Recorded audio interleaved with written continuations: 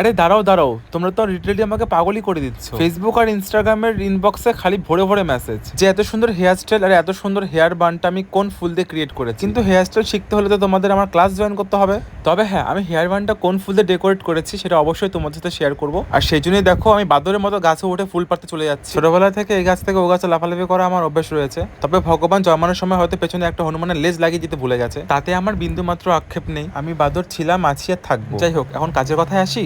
আসলে সেদিন ছিল আমার ক্লাস ডেমনস্ট্রেশন, আর সেদিনকে আমি মডেলের মাথার ফুল অর্ডার করতে ভুলে গেছি। শুধু ফুল না, আমি এমন অনেক কিছু ভুলে যাই। কিন্তু হ্যাঁ, আমাদের মাঝে মাঝে না এরকম ভোলাটাও দরকার, না হলে আমাদের মাথায় এরকম নতুন নতুন আইডিয়া কি করে ঢুকবে। সেদিন কাকিদের বাড়ি সব ফুল আমার মডেলের মাথায়। তোমাদের কার কার বাড়িতে এরকম ফুল আছে অবশ্যই কমেন্ট করে জানিও। আর হ্যাঁ, আমার মতো তোমরাও এরকম ফ্লাওয়ার দিয়ে কিন্তু হেয়ারটা সুন্দর করে ডেকোর করতে পারো। সবসময় বাজারের কেনা ফুল দিয়ে কাজ করলে আমাদের আশেপাশের ফুলগুলো কোথায় যাবে? ওদেরকেও একটু ধরে ধরে কাজে লাগাতে হবে নাকি? চলো তবে তোমরা ঝটপট ট্রাই করে ফেলো তো বাপু এই সুন্দর হেয়ার অ্যান্ড ফ্লাওয়ার বানটি।